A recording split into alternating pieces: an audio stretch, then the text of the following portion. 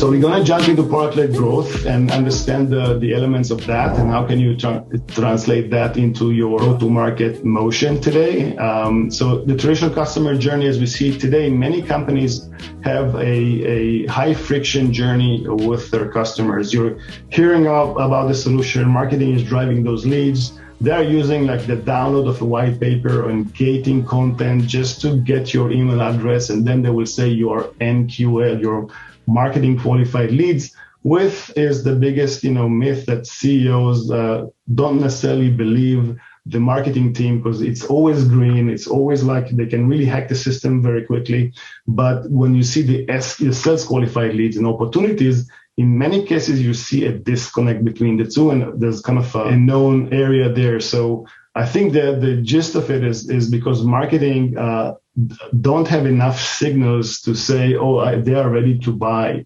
It might be relevant in e-commerce on B2C, but in B2B, downloading a white paper doesn't mean I'm ready to buy. I'm just interested about learning about the space. Then the other area is I meet the product usually through slides or maybe, I'm running a POC, but I meet the actual product, the actual use case very late in the game, which creates some gaps between what I thought I was buying to what I'm actually experiencing.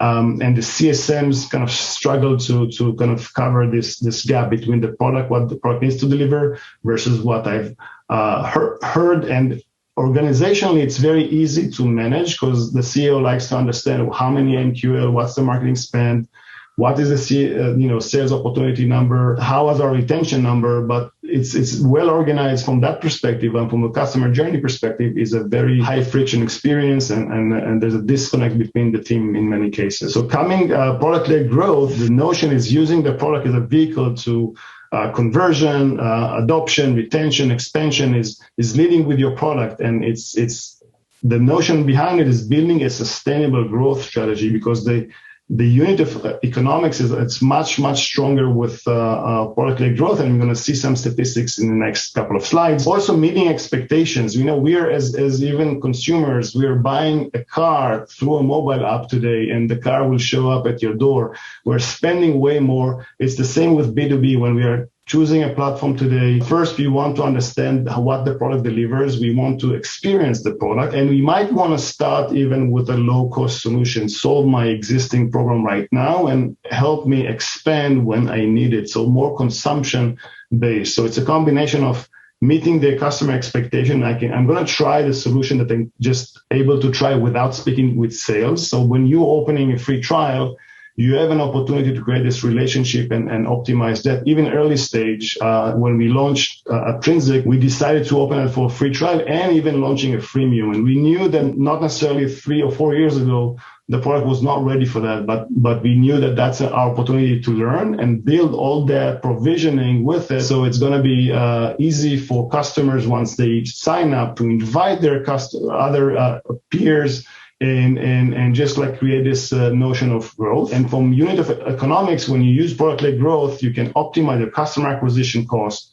Over time, you can improve your GRR, and you're going to see how that growth retention rate is impacted. And also now net dollar retention, which is becoming the number one metric for VCs or analysts to see how effective are you when selling, cross-selling and upselling and expanding your solution. So net dollar retention is a great way to understand if you have a leaky bucket problem or you're actually getting more money from your installed base and able to expand. So this is why I feel like also for B2B enterprise, product-led growth is also a motion they're building, because net dollar retention is really something they look as a North Star metric. So moving to product-led growth journey, we have the cross-functional team focused around the customer journey. We're putting the product at the forefront of the customer. And what you want to do initially is having the marketing team drive the messaging and alignment and drive those signups. So you have the acquisition moving from just downloading white paper to, we'll still nurture you drive to download white paper, but I'm gonna offer you my product and trying to get more signals out of you. So I know who you are. I know what maybe I can augment the data with some firmographics, but now I want to see what are you trying to achieve with my solution. That is a new concept called PQL, product qualified leads. It's just better signals both for sales and marketing to get better alignment. This is actually a viable opportunity.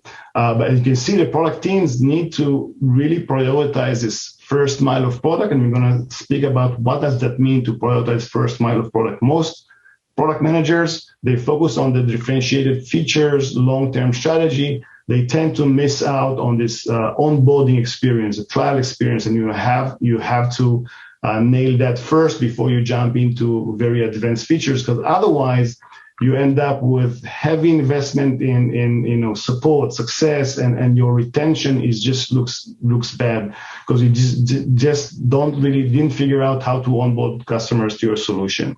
Eventually, you want to create an end-to-end orchestration when you're using the product as a messaging tool to your customers. You're always focusing on this time to value, user enablement, adoption to the best action. So that is the motion you want to build from the get-go. And we're seeing that, both in early stage startup, but also enterprises shifting to this motion. It can be a Splunk or Adobe, very enterprise company looking at this, and obviously any early stage startup would want to start with that because that will allow you to differentiate and scale. And if we look at what happened in the past year during COVID, we see that Saas is more susceptible to recession. We're seeing valuation going up, and we're seeing that the new metric like growth and net dollar retention is a very powerful and very optimized metric.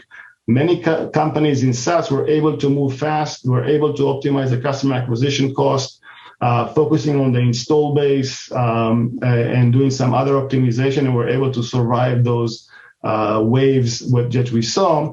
And then looking at product-led growth companies, they outperform the SaaS index with valuation because they're way more efficient. It's easier to acquire a user than the expansion and retention of a user because they can invite peers, they can grow with your product, they can buy more as they need, is way more effective. So your net dollar retention is much more effective, and then that leads to stronger valuation, which is an area to look at. And just to look at the recent filing that we saw, Snowflake, JFrog and others, they create a new net dollar retention standard for us to understand how efficient are they in this motion. And you can see how product-led growth is becoming part of what they do. I personally think that product-led growth is something that also sales and customer success are in that motion. If I go back to the journey, it doesn't really mean that you have to have a trial or freemium. As long as you're leading with your product, you want to get this signal. Trials is becoming table stakes today, but freemium doesn't necessarily mean that it's relevant to you. But trials and putting users in front of your product is very important because it helps you get that feedback, close the loop, learn quickly what your product market fit, and understand how can you model that product. As you progress, if you're trying to go up market in enterprise, sales and customer success are going to be part of the play because as soon as you're spending, and some companies, for example, they draw the line, once you're spending more 10 or 15K than 15K, then it's the right timing to use sales AEs or customer success because then the business model actually makes sense. They still need to see how well are you adopting the product, where are you in the journey, what were your objectives. They need that product data, and you want to still enable your customer at scale. Imagine that you have 10,000 or 50,000 end users. You need to use that type of motion, like let me enable them through the product, let me understand where they are, let me score them based on where they are so I can get the right signal. So it's still very much the messaging channel is the product, the value is what they use with the product, the outcome of that they can achieve is all about the product, and customer success and product team and sales team are very much into that, even if it's a B2B solution.